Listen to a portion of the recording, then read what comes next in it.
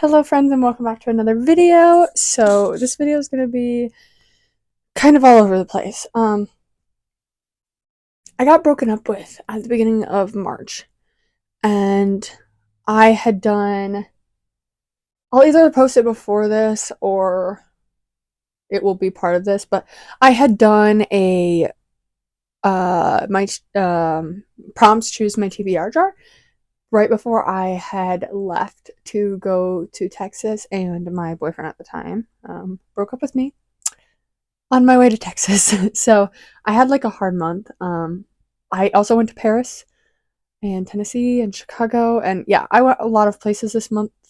So I was like really busy. So I do want to post that because I am going to read those books. I have read two of them, and then I want to read the rest of them. Well, I'm almost done with two of them, and then I want to read the rest of them in April, and then just do like a fresh start in May. That is the plan. We'll see how it goes. But I figured I'd do a little video of a wrap up of everything that I've read this year so far. It's not much, don't worry. So I read Tomorrow and Tomorrow and Tomorrow by Gabrielle Zevin. I do now know this is a problematic author, so I don't really want to talk about this too much. I don't know what she's problematic for, so I should probably look into that. But yeah. This is a story of two video game playing people that fall out when they were kids. Well, meet when they're kids, fall out when they were kids. And then years later, they meet each other again in college, and they're both kind of going through their own stuff, but they decide to make a video game together and then start a company together and continue to make video games together. I think that this book was good. I think I gave it like a 3.5 stars. It is overhyped. I think that it was good and it felt like it was going somewhere, and then it ended. It was too long while also not being long enough. It was very strange. So the ending just came very abruptly, and I don't feel like it was like a well explained ending. So 3.5 stars, I think, is what I gave it. I'm going to be giving you my ratings based off of what I remember. I then re-listened to Nick and Charlie Manifesting season 4. But I got this for Christmas, like this copy for Christmas. And I wanted to re-listen to it while reading the pages. So, and it's one of my favorite audiobooks. This one and Solitaire are my favorite audiobooks. So 5 out of 5 stars always. You know, me and my Nick and Charlie. And then I read I don't remember which one was next. Not that one. I read the sequel to Better Than the Movies. Nothing like the movies. I got this in New York. I really wish I wouldn't have. I wish I would have waited and got the signed edition from BAM, which was the same price as this. But this was a Barnes & Noble exclusive edition, so... But I listened to this on audio because I listened to Better Than the Movies on audio, and I just needed a physical copy. But everyone's hating on this book. I liked it a lot. I think it made sense for the most part of how they fell out and then came back to each other. I think this was more mature than Better Than the Movies. Obviously, they're in college instead of being in high school. I really liked it. I think I gave it 4.5 stars. Better Than the Movies is 5 out of 5. So I thought it was pretty good. It's Liz and Wes, right? That's his name. Guys, I'm horrible with names. Yeah, Liz and Wes. I remember his name's Wes Bennett. I remember his last name's Bennett because I always think about how she could be Elizabeth Bennett. Pride and Prejudice. Anyways,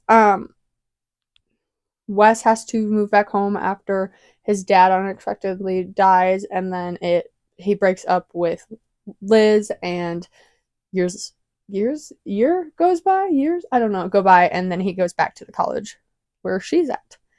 And yeah, they re-fall in love, which is so cute. I like the audiobook a lot, so 4 out of 5 stars. So good. What was next? I'm gonna say this, but I don't think it was. And then I read Happily Never After, which is horrible to read this after reading Nothing Like the Movies. I just don't think the characters really had chemistry, and I think it was kind of cringy. I think that the like flirting and the sex and all that kind of stuff was very cringy. So this is about Sophie and Max. So Sophie is getting married and she doesn't want to get married, so they hire an objector to object at her wedding so she does not have to marry the man that is cheating on her and out him in front of his whole family. So she has an easy out. Well, she ends up getting a hold of him. I don't remember why. And she starts objecting with him. And then they're both against love, and then they fall in love, of course. So, yeah, I think I gave this 3 stars.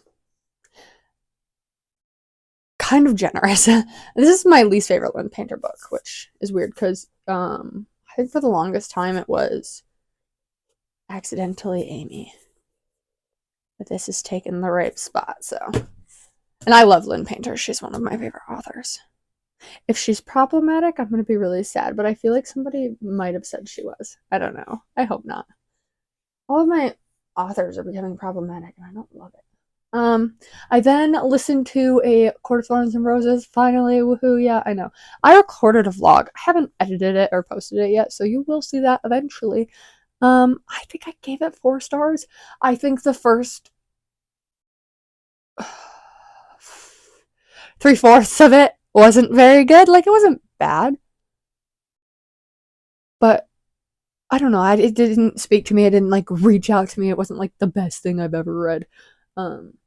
Anyways, but I did like it. I loved the ending. But it is sad to know that spoilers. I know this from like basic spoilers, I guess, people talking about the other books, but she doesn't end up with Tamlin, which is crazy. Like, I thought they were soulmates. So weird behavior. But anyways, yeah. 4 out of 5 stars.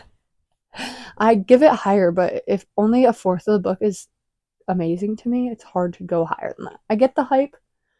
I am going to continue to read them or listen to them because I can't read them. They're so boring, like, to read. So I just listen to them on audio. Anyways, next book was I Wish You All the Best by Mason Daver. Tommy Dorfman directed and like rewrote this into a movie. And it should be coming out this year sometime. And I love Miles, who plays Nathan.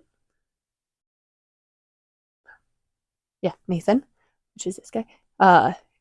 In Agatha All Along, so I am very excited to see him play Nathan in this. And if you don't know, I am non-binary myself, so this character, Ben, is very special and important to me. And Ben has a friend that is non-binary as well, and they are pansexual, which I am also pansexual, so that's very exciting. Ben doesn't know what they are, so I think that they decided that they were, I don't know, gay or bisexual. I can't remember. But this book was so good. Traumatic. Very traumatic, but so good and very like knowledgeable. Like, you have books like Heartstopper where you have a happy coming out for the most part, and then you have books like this that parents disown and don't understand, and it's really sad. So, yeah. Good representation, community, and all that kind of stuff. So 5 out of 5 stars. So good. Go read it. I feel like I read another audiobook. If I read another audiobook, I'll put it in here, but I don't remember. I feel like I did. And then this was my book club read in February. It was Two Can Keep a Secret by Karen Manis. This follows Ellery and a group of kids. I don't really remember much about this book. I do remember liking it though. Declan is accused of murdering his ex-girlfriend. I remember the twist in this, but I can't really remember much else. But anyways, it was good. Two Can Keep a Secret. I think I give it 3.5, 3.75 stars. It was good. I highly recommend. I just can't tell you really what it was about. It's just it's a mystery on if the disappearance of Brooke, is it Brooke? That's happening now is related to his girlfriend being murdered in the past. I'm I'm not really remembering very well. I'm getting this mixed up with a Good Girl's Guide to Murder because the endings are kind of similar. Yeah, I think. Anyways, it was good. And then I just finished a reread of The Great Gatsby, which will be in my March TBR or prompts. Pick my TBR for March.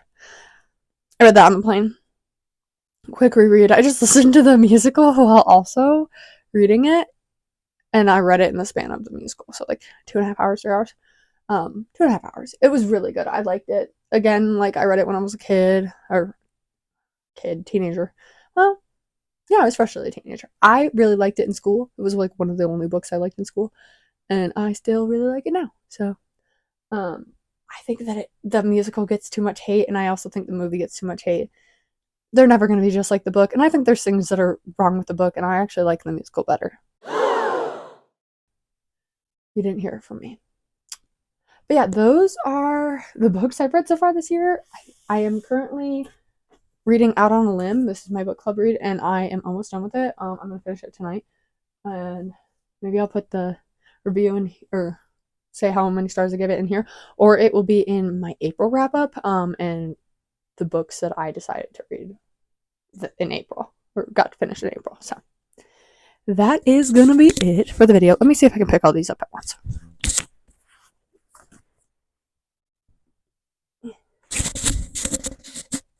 Also, it's Trans Visibility Day, so happy Trans Visibility Day.